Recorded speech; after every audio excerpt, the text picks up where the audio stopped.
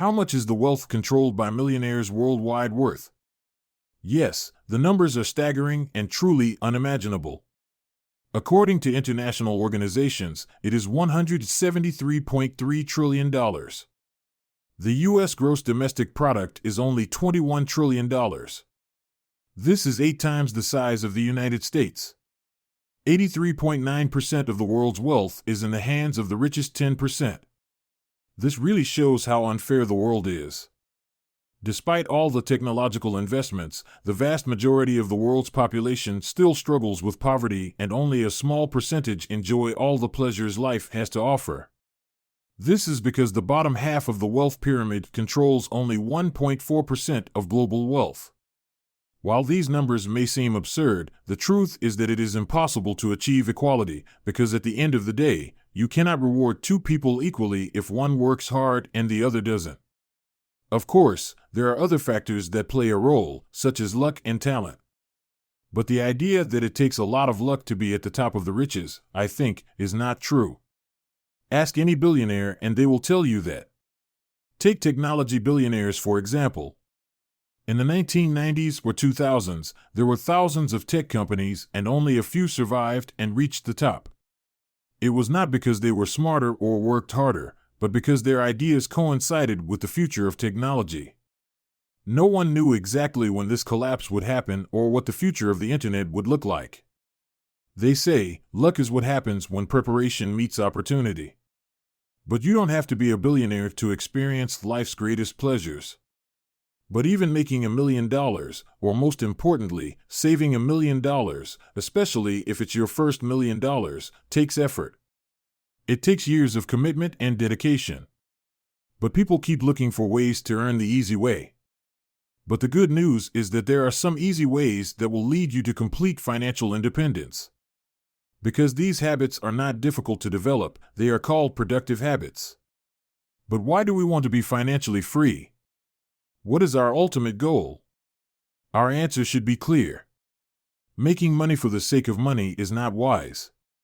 It may be fun for you, but many people find meaning in making the world a better place, or having a loving family, or creating products or services that make our lives better. Ultimately, we want to be financially free to create time to do what we want. So it is extremely important to be as productive as possible.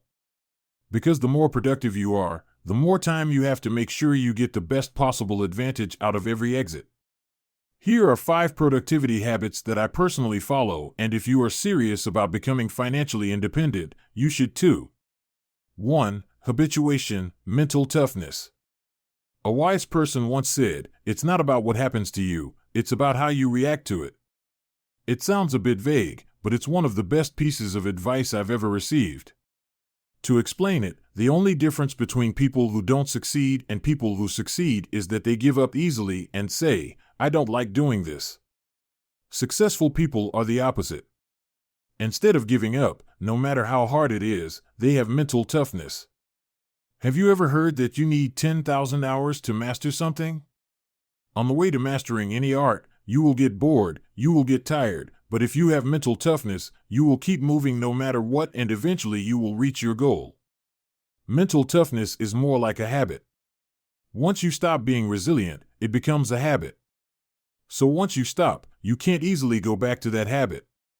You've seen people who get bored with one thing and move on to another. That stamina is not in them. So they get bored all the time and try to try something else. But at some point, time passes and they find themselves getting old. What you need to develop in yourself is not what is going on around you, but how you see it. You cannot predict everything in life. Unpredictable things can happen. You can lose your job, or you can lose the people closest to you. But you need to have the mental resilience to deal with all of these situations. Habit 2. Learn to delegate. What most people realize too late is that they won't get very far on their own. There is only so much time and energy you have in a day. You can't divide yourself in half and do the work of 2 people and leave the work of 100 to itself. Great business successes are often won by more than one person. We all know that Steve Jobs was behind Apple's success, but without Johnny, who came up with the idea of the touchscreen, and the design team behind it, the iPhone would never have been so successful. The point is that the more successful you want to be, the greater team spirit you need.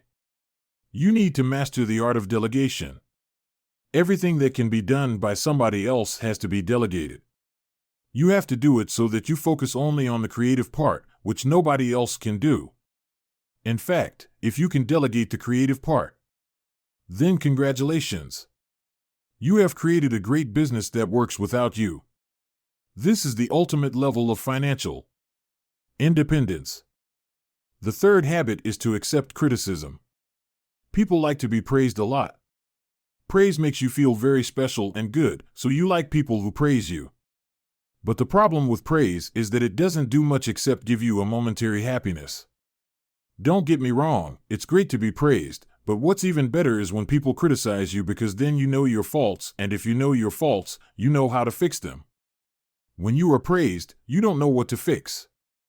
When you are praised, you don't know what you have to work on. For example, if I had asked my friends for their opinion while making this video and one of them said that everything was perfect and the other said that there were some problems with the editing. With this constructive criticism, I can make this video better quality, and that means you will enjoy it more.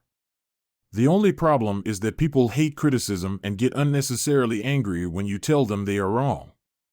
If you want financial independence, absolutely, you have to appreciate criticism. Make it a habit to relax when you are criticized, never react emotionally, and try to understand the other person. Try to see things from his or her perspective. Point 4. Self-confidence. It's always a great feeling to have people around you who support you, to have family you can turn to when you are in trouble, and to have friends who will always be there for you in any situation. But the reality of life is that you can't always rely on people, and it's not because people are bad, it's because they have their own lives and responsibilities. In fact, human relationships are complicated because we humans are emotional beings. People can be friends for years and stop talking to each other because of one bad event. So you don't want to let your fate be in the hands of chance. If you want to be sure that no matter what happens, you can always walk away, you should not be dependent on anyone in this life. You should always rely on yourself the most. That doesn't mean you should be alone. This is the most powerful trait you can develop. In fact, when people know that you are confident, you are more attractive. People want to be with you because being confident is a very irresistible feeling. 5. Always remember that the one thing you can never have more of is time. The only goal of productivity is to save time because time is our most precious resource. People often say that time is money, but the truth is that time is not money, because money can be recovered, but when our time is gone, it's gone and you can't do anything about it. We all know this, but the problem is that we always forget this fact, which is why we waste so much time on idle pursuits. Set a reminder to remind yourself of the passage of time, stick it somewhere on the wall, constantly change the wallpaper on your phone. All these things will remind you that time is passing.